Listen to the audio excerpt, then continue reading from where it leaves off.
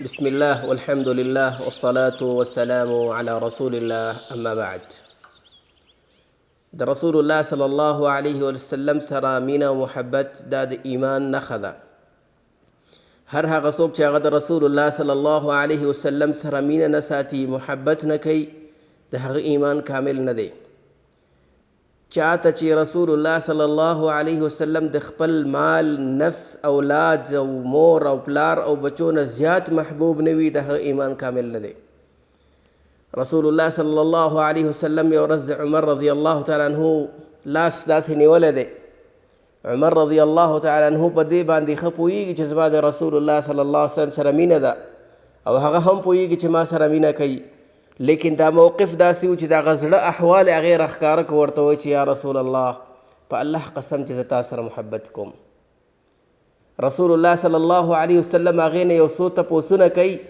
راځئ چې دا تپوسونه د زړه په غوږونه واورو، د خپل ځان نه هم دا تپوسونه وکړو او د ایمان اندازه ولګو.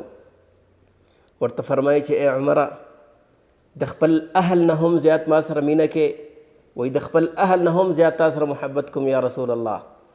وایي د خپل مال نه هم د خپل بچو نه هم ډېره مینه ما سره کې، د خپل بچو نه هم. ورته وایي چې د خپل نفس نه هم ډېره مینه ما سره کې. عمر رضی الله تعالی عنه ته فرمایي چې یا رسول الله نه، د خپل نفس نه ډېر محبت زه تا سره نه کوم. د رسول الله صلی الله علیه وسلم ته فرمایي چې لا یا عمر، نه، تر هغې پورې ایمان نه مکمل کیږي د یو بنده تر څو پورې چې زه هغه ته د هغه د مال، اهل، بچو نه او نفس نه ډېر زیات محبوب نشم. عبدالله ابن عمر رضی الله تعالی عنه چې د حدیث راوي ده فرمایي چې پلار مې لږ داسې مخکې لاړو، ودرېدو، واپس راغی.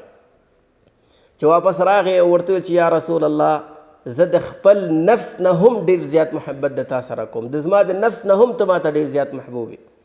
رسول الله صلی الله علیه وسلم ته فرمایي چې الآن یا عمر، اوس د خبره وکړه، ستا ایمان اوس مکمل شو. تر هغې پورې د یو بنده ایمان نه مکمل کیږي چې تر څو پورې زه هغه ته د اولاد نه، د اهل نه، د مال نه او د نفس نه ډېر زیات محبوب شوی نه یم. عبدالله رضی الله تعالی عنه فرمایي چې موږ کور ته لاړو، د پلار نه مې تپوس وکړو چې څه مسله وه، څه وجه وه چې ته بدل شوې، خپله خبره دې بدله کړه. وایي چې زه کله لاړم، ودرېدم، د خپل نفس نه مې 2 تپوسونه وکړه. یو تپوس مې دا وکړو چې زه د جاهلیت په دور کې څه ومه، د یو بت عبادت به من کوو، لیکن الله رب العالمین د دغې محمد رسول الله صلی الله علیه وسلم په وجه د ګمراهۍ او د تیارو نه او د ګمراهۍ نه راویستم، رڼا طرف ته یې راوستم. که د الله فضل نه و او بیا محمد رسول الله صلی الله علیه وسلم نه و، نو زه به عمر ابن خطاب نه ومه. دویم تپوس مې د خپل ځان نه دا وکړو چې آیا د قیامت په ورځ بس زه خپل نفس ته ډېر زیات محتاج یم که محمد رسول الله ته ډېر زیات محتاج یم صلی الله علیه وسلم. زما ورونو، دا ډېر یو ناشنا سوچ دی. باید هر یو انسان دا سوچ وکړي چې د قیامت په ورځ موږ خپل ځانونو ته محتاج یو که جناب محمد رسول الله صلی الله علیه وسلم ته محتاج یو. حقیقت دی موږ هغه ته محتاج یو، موږ د هغه شفاعت ته محتاج یو، موږ د هغې نظر ته محتاج یو، موږ د هغې ملګرتوب ته محتاج یو. او الله رب العالمین د زموږ او ستاسو زړونو کې دا محبت پیدا کړي. الله د زموږ او ستاسو زړونو کې د هغه شفاعت، د هغه مینه محبت واچوي، او الله د هغه شفاعت زموږ او ستاسو په نصیب کړي. بدبخت هغه انسان دی چې هغه ګستاخي کوي، بدبخت هغه انسان دی چې هغه د نبوت دعوه کوي، کافر هغه انسان دی چې هغه د نبوت دعوه کوي، بدبخت او گمراه هغه انسان دی چې جناب محمد رسول الله صلی الله علیه وسلم د صحابو ګستاخي کوي. الله رب العالمین د موږ او تاسو په زړونو کې مینه محبت واچوي.